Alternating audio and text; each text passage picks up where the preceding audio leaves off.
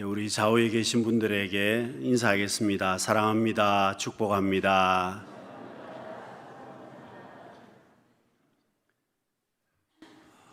어느 선비가 강을 건너기 위해서 나룻배를 탔습니다. 나룻배를 타면서 이 선비는 평생 그 나룻배를 젓고 있는 그 배사공을 보면서 약간 가엾게도 생각하면서도 또 경멸하듯이 배사공에게 그렇게 이야기를 했습니다. 평생 노만 졌다가 끝나는 인생이 불쌍하게 보이기도 해서 당신 철학을 알고 있느냐? 그러면 당신 천문학을 알고 있느냐? 아니면 수리학을 알고 있느냐?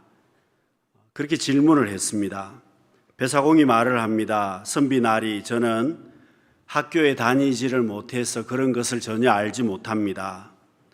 선비가 또 약간 경멸하듯이 말을 했습니다. 그것도 모르고 사는 인생이라니 참 불쌍하네. 여러분, 선비에게 무시를 당한 이 배사공이 화가 났습니다. 속이 상해서 한마디를 합니다. 그런데 선비나리는 수영을 할 줄 아십니까?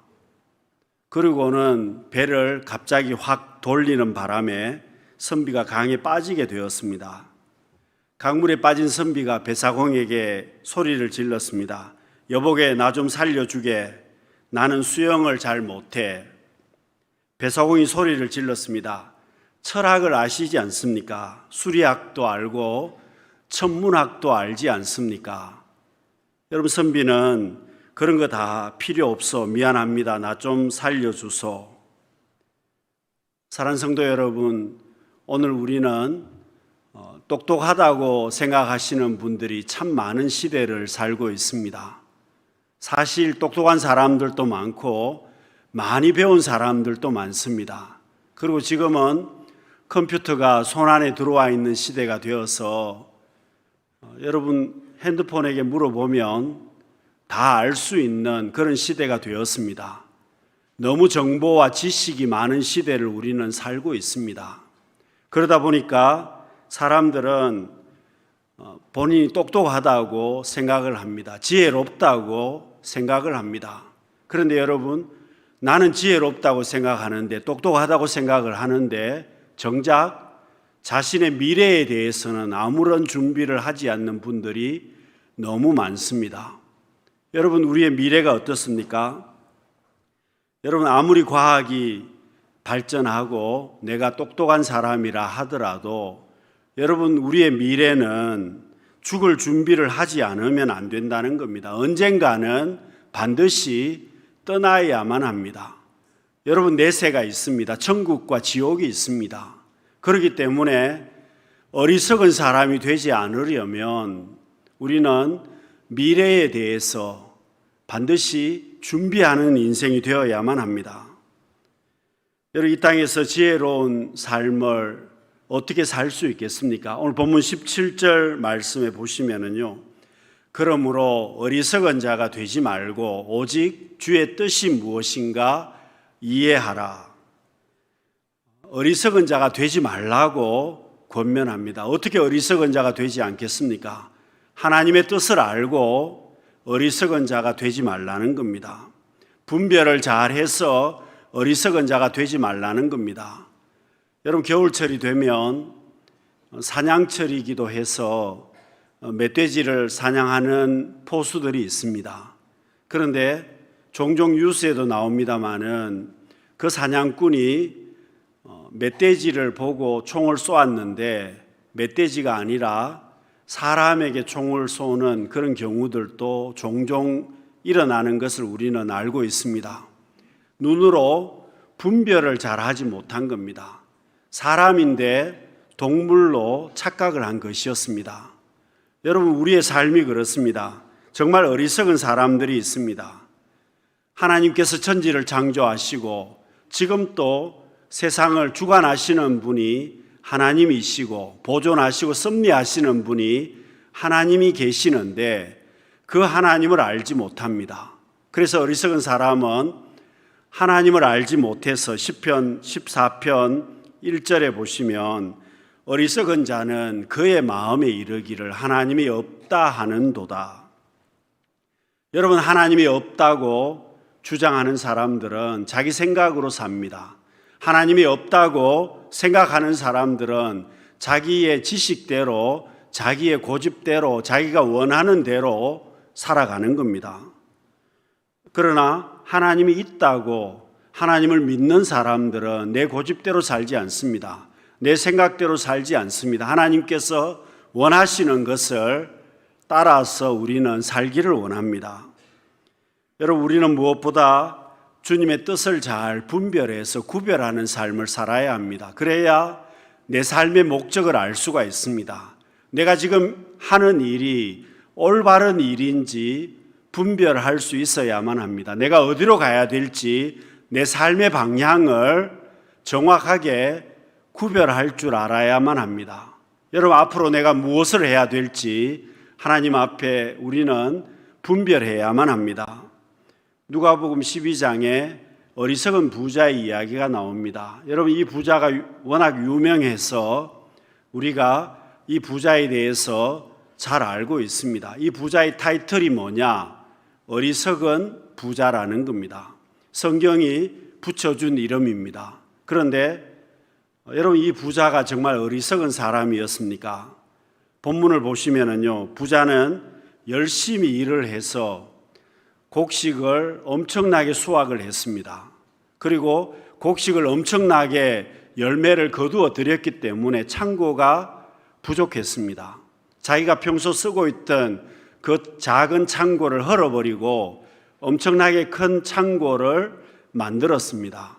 그리고 그 모든 소출들을 그 창고에 저장을 했습니다. 여러분, 그래도 부자가 어리석은 사람이겠습니까? 그리고 자신의 영혼에게 말합니다. 내 영혼아, 여러 해 쓸 물건을 많이 쌓아두었으니 평안히 쉬고 먹고 즐거워하자. 여러분, 이 부자는 열심히 일했습니다. 그리고 창고에 곡식을 가득 쌓아두었습니다.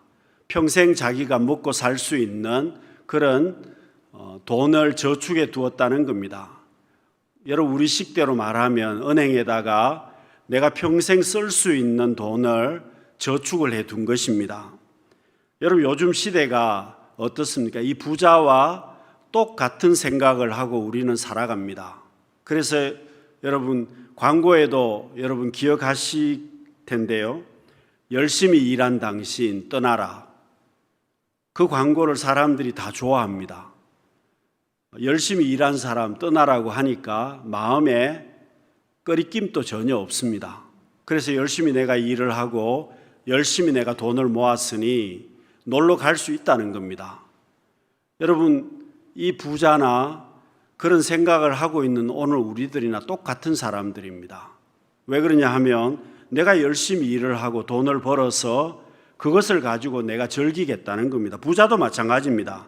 자기가 열심히 일을 했고 저축을 해 놓았으니 이제는 먹고 마시고 즐기자고 이야기를 합니다. 그러나 여러분, 성경은 이 사람을 어리석은 사람이라고 이야기합니다. 여러분, 부자는 결코 어리석은 사람이 아닙니다. 똑똑한 사람이었습니다.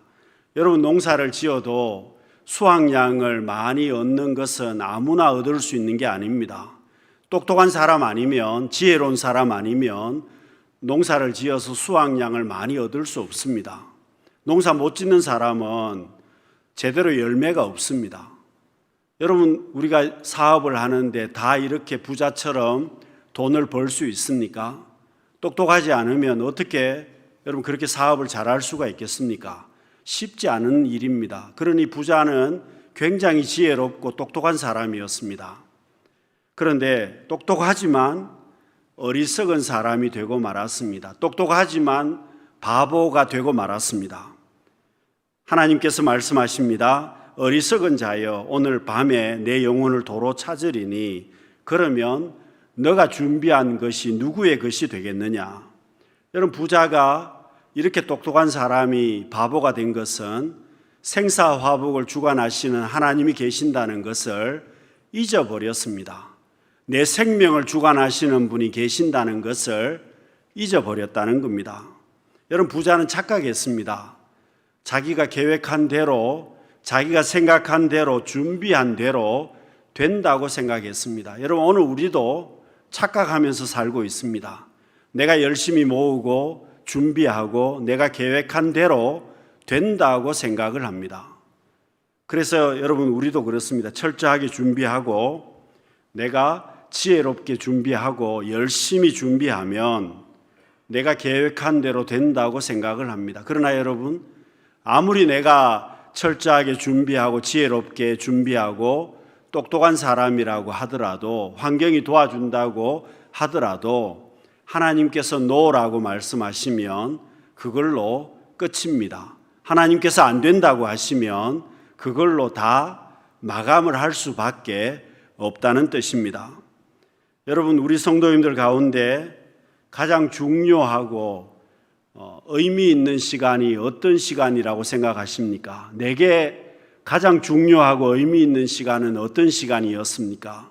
돈을 많이 모은 그런 시간이었습니까? 아니면 큰 명예를 얻은 시간이었습니까? 아니면 자녀들이 잘 되고 환경이 좋아진, 가문이 좋아진 그런 시간이라고 생각하십니까? 그렇지 않습니다. 여러분, 우리에게 있는 가장 귀한 시간이고 가장 중요하고 의미 있는 시간은 내가 예수 그리스도를 영접한 시간입니다. 예수님을 나의 구주로 영접하고, 여러분, 내가 천국 백성이 된 것, 예수 생명이 내게 있는 것, 그 시간이 오늘 우리에게 있는 가장 귀한 시간이고 가장 의미 있는 시간이고, 그 시간이 내게 있기 때문에 우리는 이 땅에서 복 있는 삶을 살 수 있습니다. 여러분, 베드로 사도가 그렇게 권면을 했습니다. 베드로전서 4장 7절 말씀에 만물의 마지막이 가까이 왔으니 그러므로 너희는 정신을 차리고 근신하여 기도하라. 여러분, 베드로가 이렇게 고백을 한 것은 오늘 우리도 마찬가지입니다. 오늘 시대가 얼마나 잘 변합니까? 스피드 시대가 되었습니다. 여러분, 문명이 발달해서 정보가 너무 잘 변하는 시대를 살고 있습니다. 준비하지 않으면, 정신을 차리고 기도해서 분별하지 않으면 넘어질 수밖에 없는 그런 시대입니다. 여러분, 저 나이 이상 되시는 분들은 이제 열심히 문명에 대해서 공부하지 않으면 자기 집에도 못 들어갑니다. 여러분, 지금은 모든 게 전자 제어로 시작을 해서 문을 여는 것도 그렇고, 여러분, 열쇠가 다 없어져 버립니다.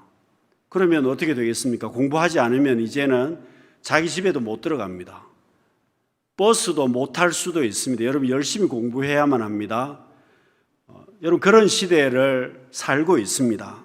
그렇기 때문에 여러분, 우리는 하나님의 뜻을 깨닫고 분별해서 목적이 분명한 삶을 살아야 가장 복 있는 삶을 살 수 있습니다. 이 시대를 잘 파악하고 하나님께서 내게 원하시는 주님의 뜻을 분명히 알고 지혜로운 삶을 살아갈 수 있는 우리 모든 성도님들이 되시기를 바랍니다. 여러분, 지혜 있는 자로 살아가려면 내가 성령 충만한 삶을 살아야만 합니다. 여러분, 성령 충만한 삶을 살아야 지혜롭게 살 수 있습니다.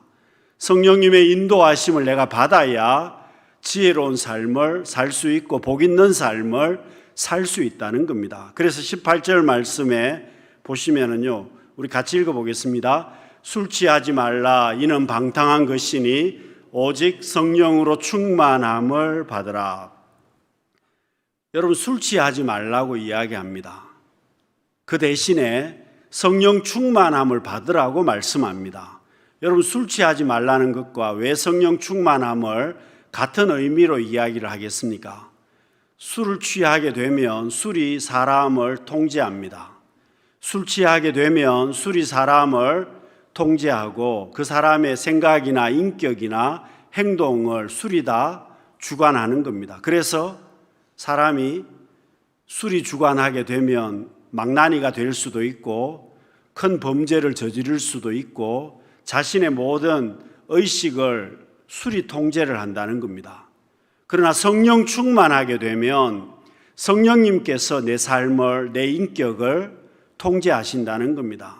성령 충만하게 되면 성령님께서 내 삶을 인도하신다는 겁니다. 그래서 술 취하지 말고 성령 충만함을 받아서 성령님의 인도하심을 받으라는 겁니다.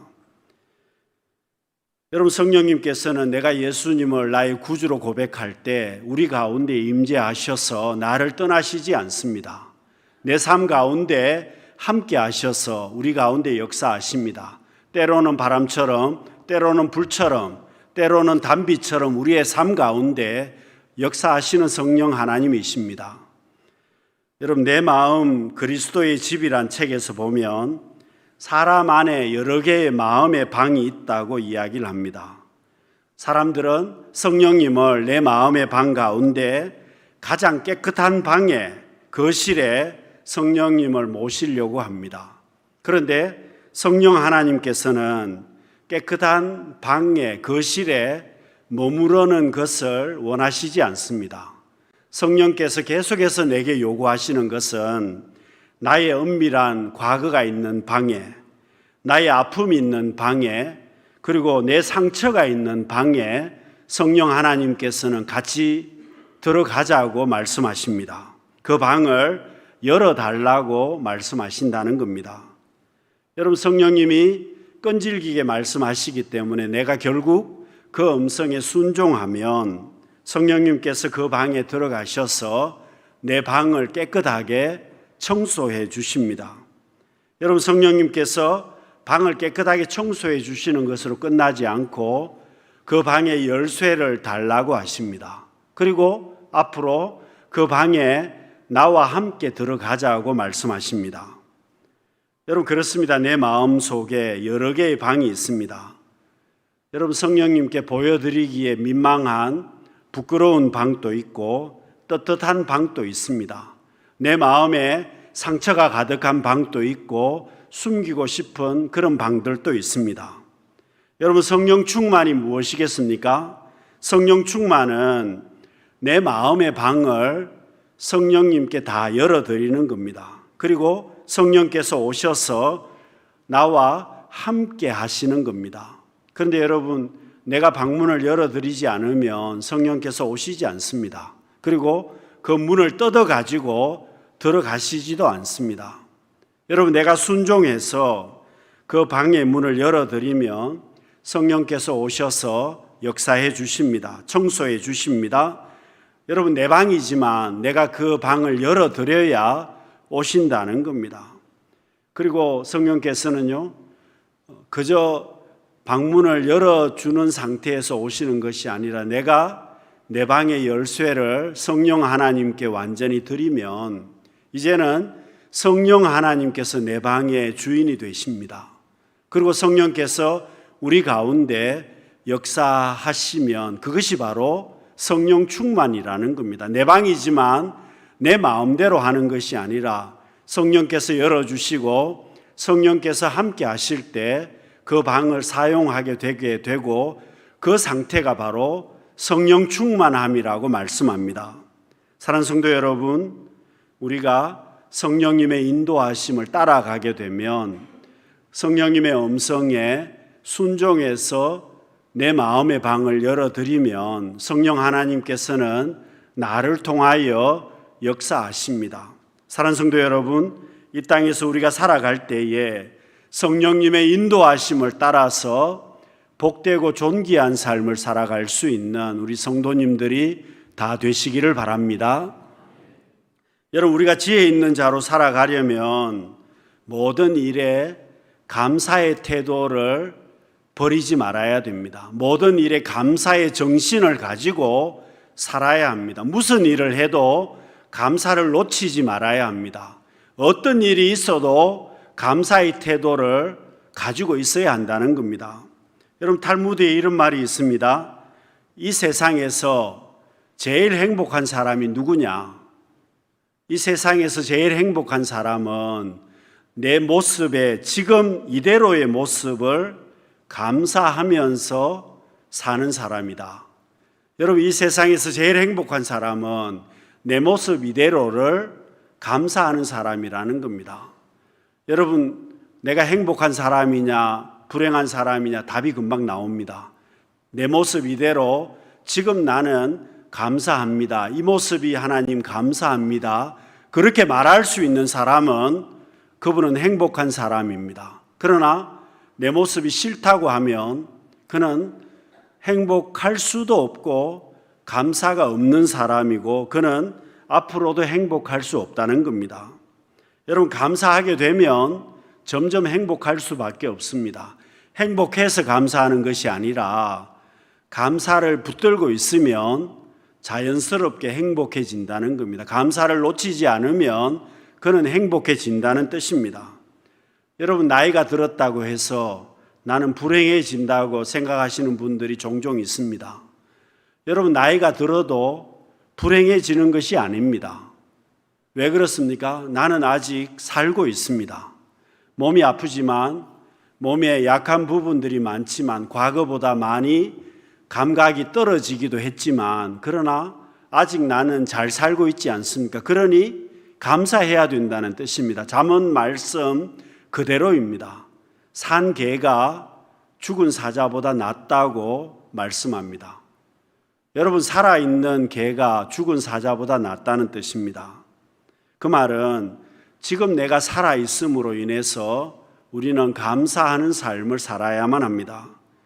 여러분, 감사가 있는 곳에 하나님께서는 은혜도 더해 주십니다. 감사가 있는 곳에 더 풍성하게 하십니다.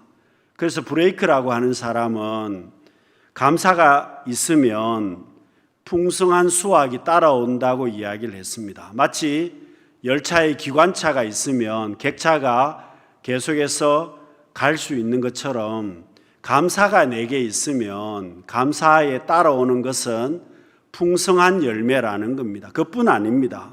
여러분, 감사의 태도와 감사의 정신을 내가 가지고 살면 내 삶이 점점 좋아진다는 겁니다. 여러분, 감사하게 되면 내 삶은 점점 좋아질 수밖에 없다는 겁니다. 그래서 여러분, 지금 내가 내 삶에 대해서 불평하시는 분들이 있습니다. 여러분, 음식에 대해서 불평하시는 분들이 종종 있습니다. 그런데 여러분, 그분이 감사할 수 있는 방법이 있습니다.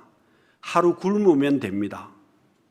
여러분, 하루 밥 먹지 말고 여러분 하루 굶고 있으면 음식에 대해서 감사할 수 있습니다.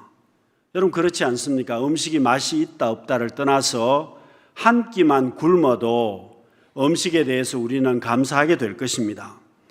여러분, 유명한 이야기이지 않습니까? 삼성의 고 이병철 회장님이 암투병하고 있을 때 그가 그렇게 말을 했습니다. 말년에 밥에 물 말아 김치하고 먹는 것이 가장 하고 싶다고 이야기를 했다고 합니다.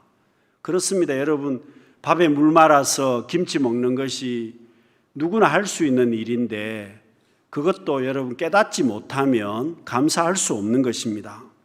여러분, 감사가 행복해지는 비결이기 때문에 의도적으로 감사해야 된다는 겁니다.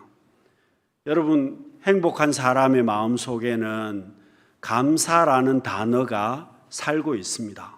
그래서 내가 행복하다, 그 말은 내 마음 속에 감사라는 단어가 살고 있는 겁니다. 감사만 있으면 그는 행복하게 살 수 있습니다. 감사만 있으면 그는 풍성한 열매를 누릴 수 있습니다. 감사라는 단어만 있으면 그는 잘 될 수밖에 없다는 겁니다. 어느 목사님이 운전을 하고 그 성합차에 10분이나 되는 여자 집사님들이 타고 있었습니다. 1시간 이상, 2시간 가까이 가야 되는 거리를 이제 신방을 가는 상황 속에서 이 여자 집사님들이 별의별 이야기를 다 했습니다. 여기 갔다 저기 갔다가 주제가 확 바뀌었습니다. 대화의 주제가 어디로 튈지도 몰랐습니다. 그런가 하면 좁은 차 안에서 여자분들이 2패, 3패로 나누어서 이야기를 하기 시작했습니다. 그런데 희한한 것은 2패, 3패로 나누어서 이야기를 하면서도 서로의 이야기를 다 듣고 참견을 하더라는 겁니다. 옆에서 하는 말을 다 참견했습니다. 그런데 한 집사님 한 분이 이렇게 이야기하는 것이 목사님 귀에 쏙 들어왔습니다. 여자들은 나이가 들어가면 깡패가 되는 것 같아요. 그 말을 들은 모든 분들이 크크크 하면서 같이 웃었습니다. 그 말은 다 동의했다는 말입니다. 나이가 들어가면 점점 사나워지고 점점 억세진다는 그런 말이었습니다. 그 다음 주제는 그것이었습니다. 그러면 남자는 나이가 들면 무엇이 되느냐는 것이 주제였습니다. 여자분들이 내린 결론은 남자들은 나이가 들면 고집불통이 된다는 것이었습니다. 어떤 일이든지 좀 상의를 하고 이런저런 대화를 나누고 결론을 내면 좋은데 자기 혼자 자기 생각대로 그냥 고집불통처럼 해버린다는 것이었습니다. 여러분, 그 목사님이 그날 차 안에서 있었던 이야기를 정리를 했습니다. 한 줄로 정리를 했습니다. 나이가 들면 여자는 점점 깡패가 되어가고 남자는 점점 고집불통이 되어간다. 한 집에 누가 살고 있느냐? 깡패와 고집불통이 둘이가 살고 있다는 겁니다. 여러분, 다 그런 것이 아니고 모두에게 적용되는 말은 아닙니다. 그러나 여러분, 우리의 마음이 세월이 흐르면 흐를수록 무뎌진다는 겁니다. 세월이 흐르면 내 마음이 무뎌지고 세월이 흐르면 내 마음에 감동이 없어집니다. 그러다 보니까 여러분, 세월이 흘러가면서 우리는 점점 깡패처럼 마음이 무뎌집니다. 고집불통처럼 점점 내 생각만 주장하는 삶을 살 수도 있습니다. 여러분, 한 집에 깡패와 고집불통이 살면 그 집은 보나마나 시끄러울 수밖에 없고 망하는 겁니다. 사랑하는 성도 여러분, 어떻게 사는 것이 지혜로운 삶이겠습니까? 분명한 삶의 목적을 가지고 삶의 목적을 발견하고 하나님 앞에 감사하는 삶을 살아야만 합니다. 깡패처럼 고집불통처럼 무감각하게 살아가는 것이 아니라 우리는 감사를 놓치지 말아야만 합니다. 그리고 성령님의 인도하심을 받는 삶이 되어야 합니다. 사랑하는 성도 여러분, 하나님 안에서 복되고 멋진 인생을 살아갈 수 있는 복 있는 모든 성도님들이 되시기를 바랍니다. 기도하겠습니다.